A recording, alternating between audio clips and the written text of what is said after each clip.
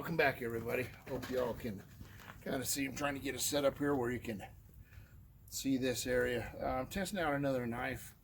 This was sent to me by Nathan Thompson at Rusty Hammer Forge to give a testing to. Okay, I just want to give you a close-up here. He did a really good job. It's a pretty knife. Here's his maker's mark.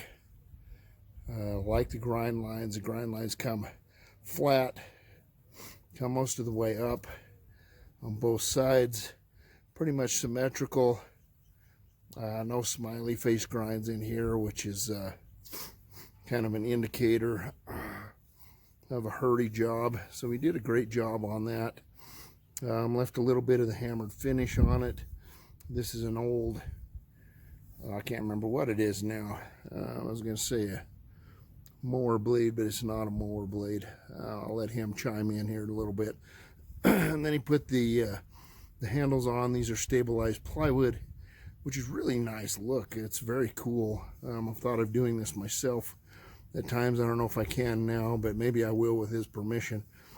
Left a little bit short there for the finish. Looks great. Mostly even here, mostly the same across. And here across here as well. The finish is a machine finish. Okay, I think you can see that there as it goes up. Yeah, so the scratch marks are all in the same, going the same direction. They're not all funky, and some this way and some that way. I like this finish. I've got no problem with that. I know a lot of people want a hand finish, hand sanded. I do that on some of my upper level knives, but for a utilitarian, a user knife, I do that same thing. I don't know what grit it is. His plunge lines are even. There's a couple little differences in the plunge lines there, but all in all, this is a really nice user. It's a beautiful blade. I don't want to do a bend test on it. I told him I would, but I really don't. I just want to keep the knife for myself. This is a user knife. I would use this. I'd keep this on me. I'd use it the rest of my life. Honestly, it's a beautiful knife. And there's a couple things that I did as I went through. Got on my calipers. I measured the blade thickness before the second grind, and he's right at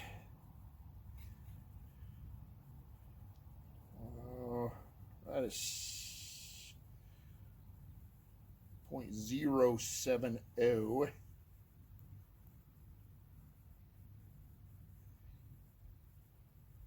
don't know what that means, right? I hope anyway.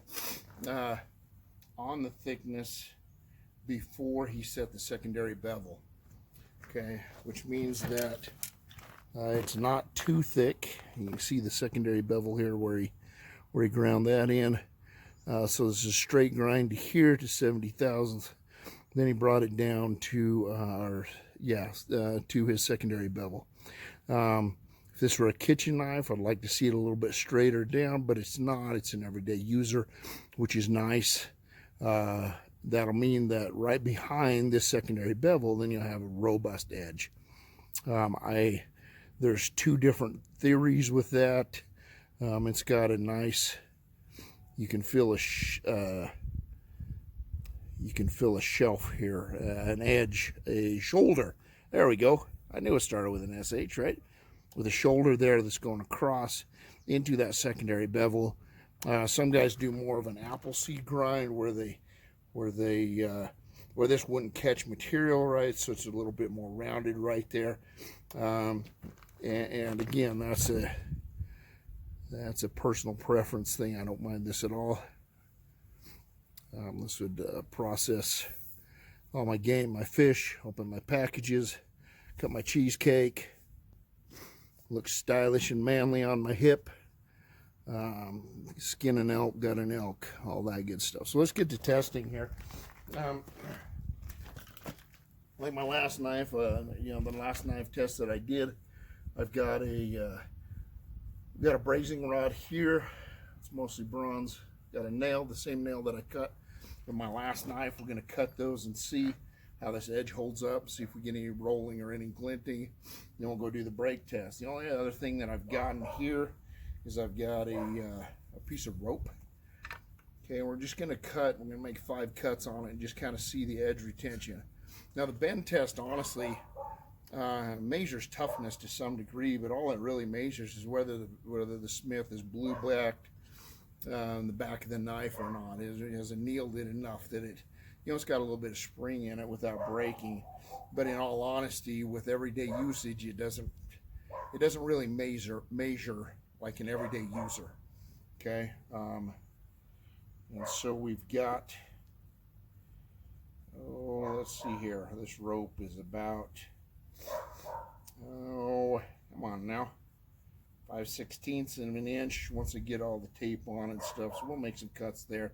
The blade thickness back here, the spine, I really like. Some guys leave like 1/4 inch or a little less than a 1/4 inch. This looks more like, we got 5/32. So we're close to an 1/8 or so, 9/64. There we go, 9/64 of an inch, which leaves a good bit of thickness, but not overly much. Okay, I don't like overly thick blades. The one knife that I kind of, use as a model and example is one I've had my whole life. My grandpa gave it to me. It's a Western. It's really quite thin, and it's skinned every elk and every rabbit and every deer and every fish. I think almost every fish that I've ever gotten, and it's still, still very usable. Okay, so anyway, on to the testing. Now that I've described the blade for you, and again, just a simple rope cut. Okay, the knife is sharp. There's one cut. I'm trying to keep the cuts on one part up here. 2 cuts. Okay. 3 cuts. 4 cuts, and we'll do a 5th right here. Okay. Okay, good. The blade cuts right through. No issues there. Now, a lot of knives, a lot of ways people test their knives is by doing, seeing how many, like, this knife does 200 cuts before it dulls. This is a pretty good test right here on this rope. Just a basic sisal rope. I don't feel like we lost a lot of sharpness. There's a little bit,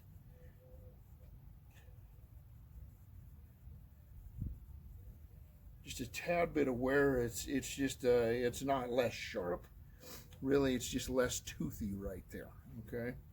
And sometimes when we sharpen, we leave things toothy, which I like a toothy edge a little bit.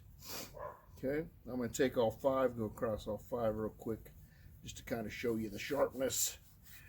Okay, and this is through the tape and the compactness of the blade, or the rope and all of that good stuff. This is a tough cut, it really is. Okay, so you can see there, I'm going to cut through all of those. Again, still a sharp blade, still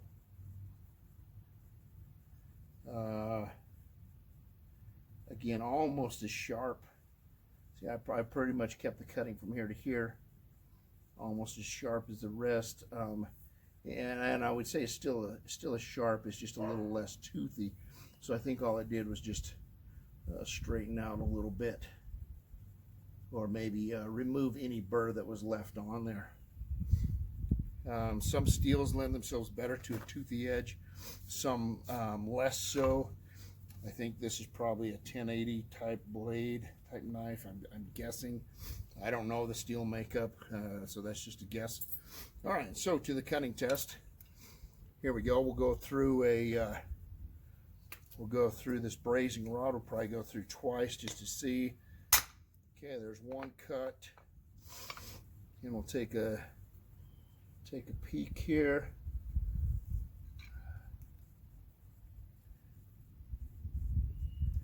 Okay, I can see a little glinting, not from the blade, just from the brass brazing rod.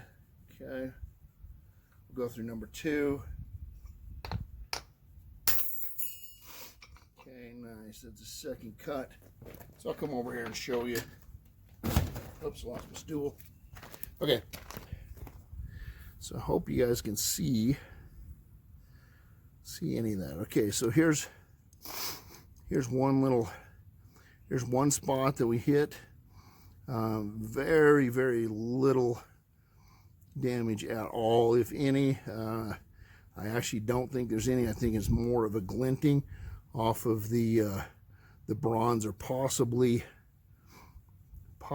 kind of a I don't know what you would call it, a brushing clean of that steel. There's some really fine grind lines here, like a 220. I don't know what Nathan used to sharpen this. Probably like a 300 grit, maybe 400 grit. And by the way, his grind is even all the way across, which is really nice. There's a little bit of glinting on there, but no damage at all, none at all. Okay. All right, so let's take a peek at this nail here. This is a tad bit harder than that bronze. Oh, there we go. Try to keep it on there. And by the way, Nathan and I made this hammer together here. I don't know, it's been a year ago or so. Use it all the time. It's kind of my workbench. It's a 1.5 pound straight peen. All right, very nice hammer. So I thought it's appropriate to use it for this.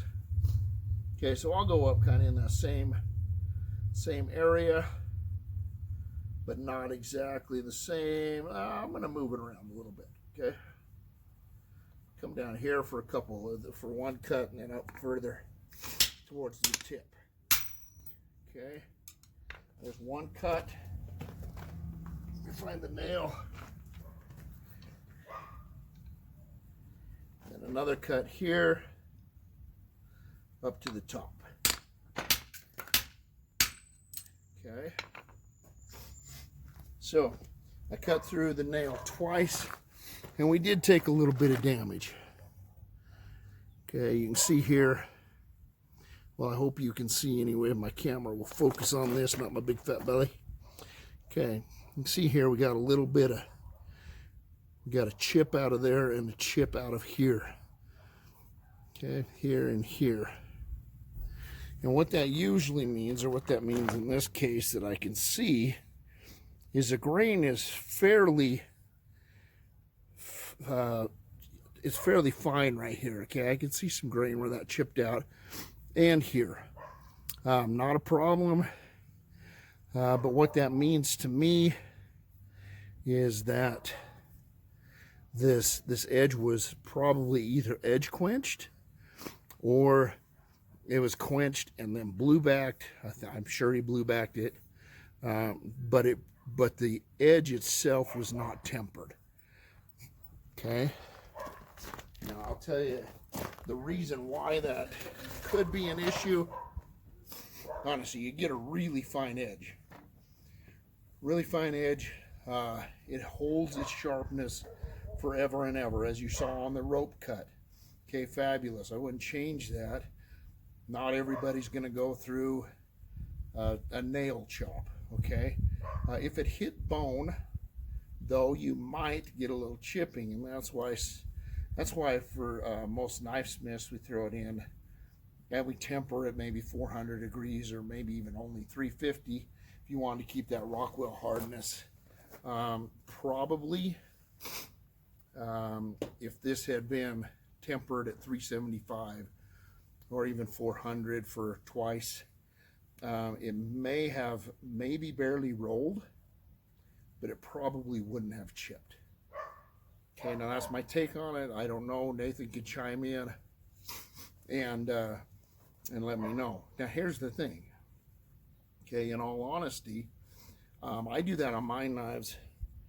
I temper them, and the only reason I really do that is because I've bought knives before that have been so hard to sharpen in the field that I couldn't sharpen without a diamond stone or something along those lines, or a belt, you know, my belt grinder, something along those lines, in the field. So I prefer my edge just a little bit less hard, a little less brittle. Okay, this edge, however, I would certainly prefer on a chef's knife. I would not change a thing on a chef's knife. Okay, I want something that is going to be even in thinner. It might chip a little bit, it might be a little bit brittle, but it is going to retain that edge and stay sharp. I don't mind drawing it back even a little bit then. Okay, that's my take on it. And Nathan, you know, feel free to please chime in here when you see this, okay? This is definitely not an attack in any way on this blade. Honestly, this is a user forever and ever and ever. If I hadn't have done that, if I'd have just used it for elk hunting, you know, deer hunting, again, for everyday tasks, cutting rope, cutting cardboard boxes, you know, that kind of thing, carving wood, whatever, this would have been, you know, you wouldn't even notice that. Okay, so, but having said that, that one tempering step, even that one step, would probably have eliminated a little bit of this. Okay, now in my opinion, if it rolls a little bit, that's fine. We can kind of sharpen that out. But if it's chipped out like that, then we have to grind the whole thing back. Okay, and chipping's not the best. However, again, I'm not doing bone chops with my knives, and I'm not cutting nails, although that is pretty optimal, right? I mean, honestly, if it can survive that, it's going to survive anything you throw at it, okay? Even something extreme. All right, let's go over here, and we'll do the bend test on this thing. Now, walking through my messy shop here. Last time I had my cute daughter film for me. However, this time, I think she's talking to a boy. And so, yeah, it's okay. I can embarrass her. Okay, so what I'm going to do is I'm going to come down a third of the, you know, approximately a third of the blade. So we got a 5-inch blade, which is perfect for me, by the way. I like between 4.5 and 5. I don't like a longer knife. I never use them, ever. Okay, so, and then from the handle material itself is about 6 inches total. He's got the Spanish notch in here, which I love. I love this Spanish notch. And I try to put it in most of my knives if I remember. Sometimes I don't. So we'll come down here about 3.5 inches, okay, ish. We'll put it in here, and we'll see what kind of bend test we get from this. Okay, again, I would not do a bend test. I would keep this as it is, and I would, the only thing I would do is I'd regrind this and use it, okay? Nathan said you go ahead and put it through all the tests, and it's, honestly, it's breaking my heart, okay? I got to be honest with you, Nathan. So, all right, so here we go. Coming up here to the blade, and we're just going to try to bend it to 90 degrees. I expect that there will be some cracking here, okay? And I don't know that. I'm just guessing from the chips, but that's just my guess. Okay, so here we go. Take it back, take it back. Yeah, I can feel very nice. Oh, there we go. Okay, snapped off clean, and let's look at the grain structure here.